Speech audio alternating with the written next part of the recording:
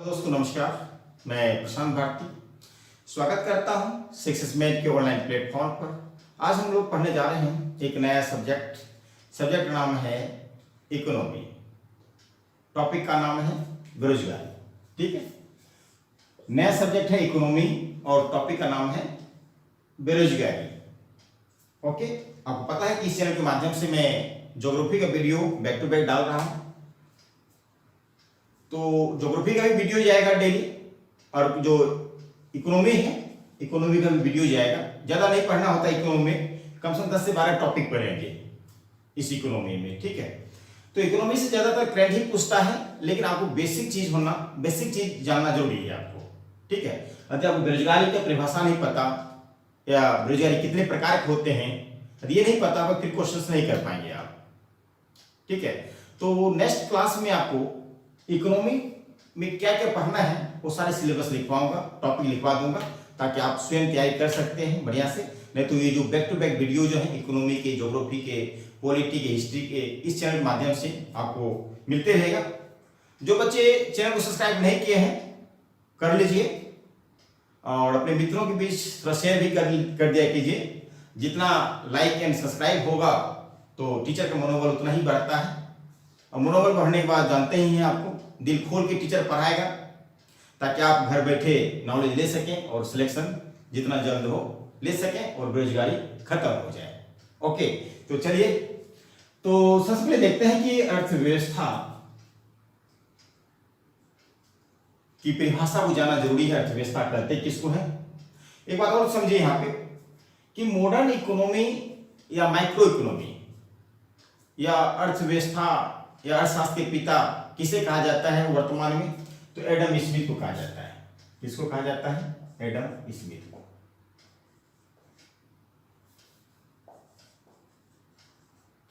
Adam Smith को जो है माइक्रो इकोनॉमी या मॉडर्न इकोनॉमी के पिता कहते हैं, या ऐसे समझ लीजिए यदि कहा जाए वर्तमान में अर्थशास्त्र के पिता किसे कहा जाता है तो क्या बोलेंगे? एडम स्मिथ को कहा जाता है। इनके द्वारा 1776 ईस्वी में एक किताब लिखा गया था, वेल्थ ऑफ नेशन। कई बार पेपर में पूछा है। ठीक है, वेल्थ ऑफ नेशन के पुस्तक के लेखक कौन है? वेल्थ ऑफ नेशन पुस्तक के लेखक कौन है? तो क्या बोलेंगे? Adam Smith. याद रहेगा? ओके, तो कई बार क्वेश्चन पूछा है, इस बात को भी ध्यान देना आपको। वेल्थ ऑफ नेशन पुस्तक के लेखक कौन है? Adam Smith. अब हम बात करेंगे अर्थव्यवस्था के बारे में।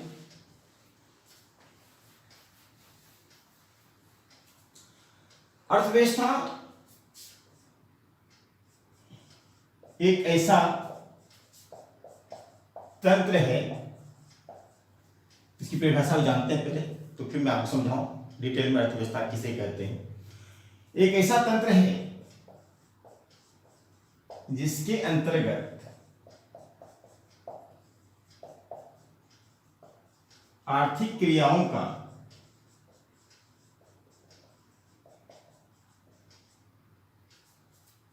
विभिन्न आर्थिक क्रियाओं का समस्त अध्ययन किया जाता है।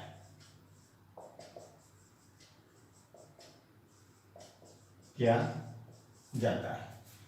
अर्थव्यवस्था एक ऐसा तंत्र है जिसके अंतर्गत विभिन्न आर्थिक क्रियाओं का समस्त अध्ययन किया जाता है। यही है अर्थव्यवस्था। तो ऐसे समझने का प्रयास कीजिए। अर्थ का मतलब होता है पैसा, और व्यवस्था कौन करता है? मानव, व्यक्ति। हर व्यक्ति चाहता है कि अधिक से अधिक पैसा कमाऊं। मोस्टली व्यक्ति की इच्छा होता है कि पैसा कैसे कमाया जाए। दिन रात सोचते हैं। ठीक है, पैसा कैसे कमाया जाए। तो यही इसलिए मैं यहाँ इस परिभाषा को लिखा हूं। अर्थव्यवस्था एक ऐसा तंत्र है जिसके अंतर्गत विभिन्न आर्थिक क्रियाओं का समस्त अध्ययन किया जाता है। ठीक है, आर्थिक क्रियाओं का, ठीक है, विभिन्न प्रकार के तंत्र अपनाते हैं लोग पैसा कमाने के लिए। ठीक है, इस परिभाषा को ध्यान में रखिएगा, तभी बेरोजगारी मिट सकता है। अब हम बात करेंगे बेरोजगारी किसको कहते हैं। ठीक है, अब बेरोजगारी की परिभाषा को समझिए। यदि बेरोजगारी की परिभाषा को समझते हैं तो बेरोजगारी आराम से मिट सकता है। ठीक है, तो लिखिए इसके बारे में।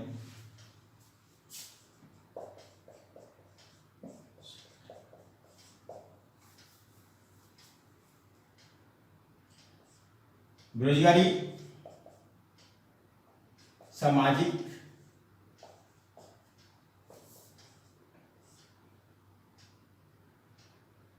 एवं आर्थिक,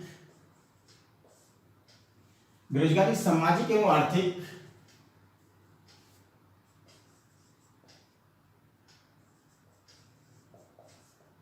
एक सेकेंड,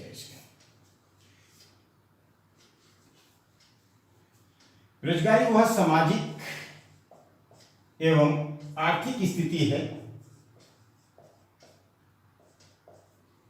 जिसके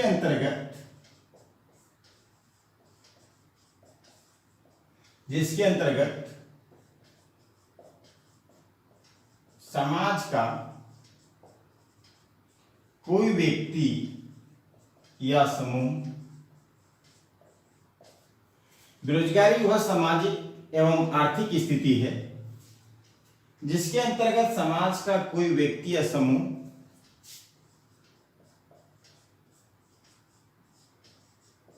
काम करने की इच्छा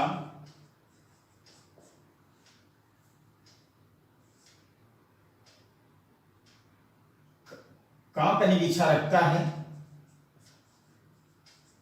परंतु उसे काम या कार्य नहीं मिलता है,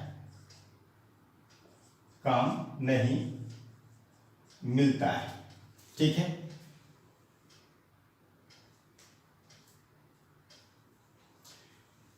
तो ये है इनका परिभाषा। फिर रिपीट करता हूं, समझिएगा। बेरोजगारी वह सामाजिक एवं आर्थिक स्थिति है, समाज में मानव रहते हैं, बिना समाज के तो समझ रहे हैं, अरस्तु ने कहा था ना, मनुष्य एक सामाजिक प्राणी है। बेरोजगारी वह सामाजिक एवं आर्थिक स्थिति है जिसके अंतर्गत समाज का कोई व्यक्ति या समूह काम करने की इच्छा रखता है या कार्य करने की इच्छा रखता है, परंतु उसे काम या कार्य नहीं मिलता है, वही बेरोजगारी है। बात सही है? ऐसे समझिए, मान लीजिए कोई व्यक्ति सुबह 8 बजे निकला, काम की तलाश में गया, पूरे दिन भर काम की तलाश किया लेकिन काम नहीं मिला, शाम को लौट के घर आ गया, तो यही तो बेरोजगारी है ना। हाँ, तो ध्यान दीजिएगा, ये डिफिनेशन है, इसको भी आपको माइंड में सेट करना है। अब इधर आ जाइए, बेरोजगार को परिभाषित करने के लिए 3 कारक हैं। ठीक है, 3 तत्व हैं।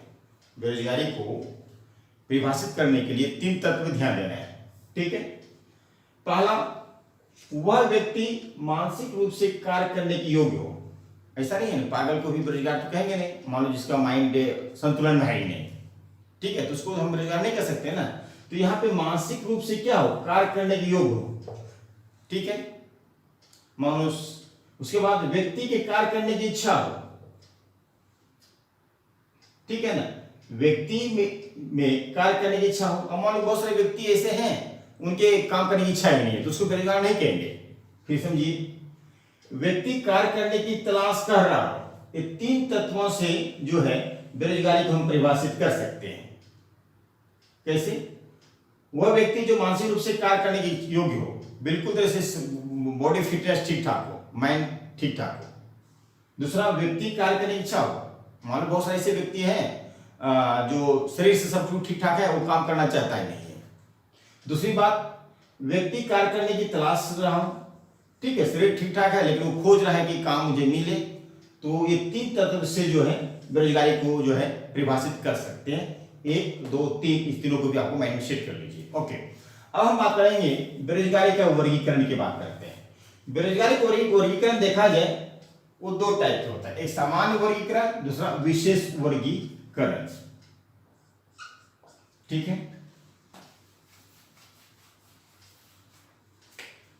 बेरोजगारी का वर्गीकरण 2 टाइप से होगा, एक सामान्य वर्गीकरण, दूसरा विशेष वर्गीकरण। विशेष वर्गीकरण में हम क्या देखेंगे, छिपी या अदृश्य बेरोजगारी। ठीक है। तो ये इसको हम पूरे डिटेल में लिखाऊंगा कि अदृश्य बेरोजगारी और छिपी हुई बेरोजगारी किसे कहते हैं। वह मौसमी बेरोजगारी के बारे में आपको बताऊंगा, यहाँ से क्वेश्चन पूछ लेता है। 4 ऑप्शन देंगे, निम्नलिखित में से कौन सा मौसमी बेरोजगारी है। घर्षणात्मक बेरोजगारी, चक्रीय बेरोजगारी और संरचनात्मक बेरोजगारी। बेरोजगारी देखा जाए 7 से 8 प्रकार होता है, लेकिन आपको 5 प्रकार की बेरोजगारी आपको याद रखना है। छिपी हुई या अदृश्य बेरोजगारी, मौसमी बेरोजगारी, घर्षणात्मक बेरोजगारी, चक्रीय बेरोजगारी, संरचनात्मक बेरोजगारी। बिल्कुल डिटेल में बताऊंगा, आपको समझ में आ जाएगा। ये विशेष वर्गीकरण में देखेंगे। समान वर्गीकरण में देखा जाए बेरोजगारी को, एक होता है ऐच्छिक बेरोजगारी, एक होता है अनैच्छिक बेरोजगारी। ठीक है। समान वर्गीकरण में क्या देखेंगे, एक होता है ऐच्छिक बेरोजगारी, दूसरा आता है अनैच्छिक बेरोजगारी, अनैच्छिक बेरोजगारी। तो समाज में देखा जाए 98% जो है वो अनैच्छिक बेरोजगारी है समाज में, वह 2% क्या है वो है ऐच्छिक बेरोजगारी समाज में। ओके, तो ये क्या है ऐच्छिक बेरोजगारी और अनैच्छिक बेरोजगारी क्या है, इसको समझिए। ऐच्छिक बेरोजगारी के अंतर्गत में हम लोग ये देखेंगे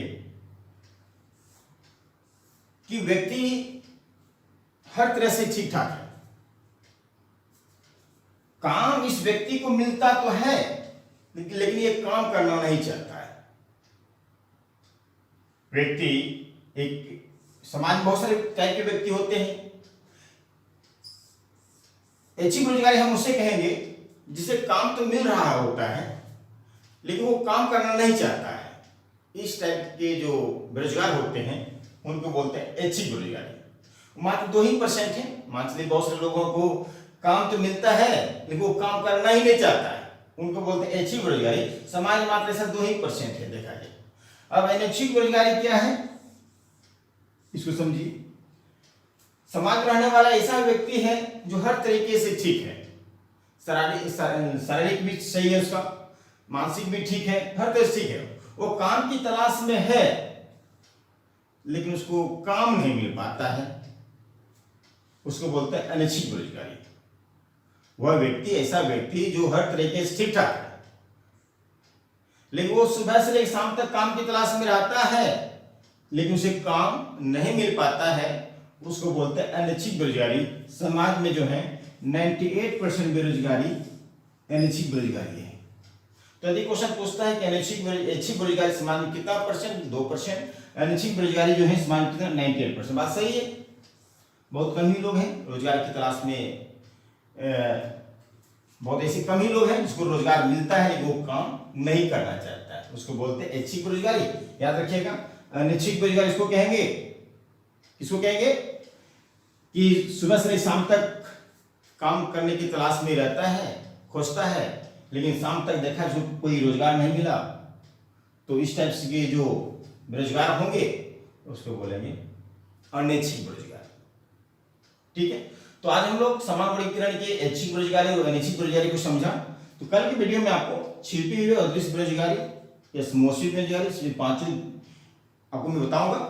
तो बेरोजगारी के बाद मैं आपको गरीबी, बैंकिंग सेक्टर, कृषि, उद्योग, पंचवर्षीय योजना, नीति आयोग, सारे टॉपिक कवर करूंगा। बेसिक चीज जानना जरूरी है। फिर मिलते हैं नेक्स्ट क्लास में, नेक्स्ट वीडियो में। Thank you so much.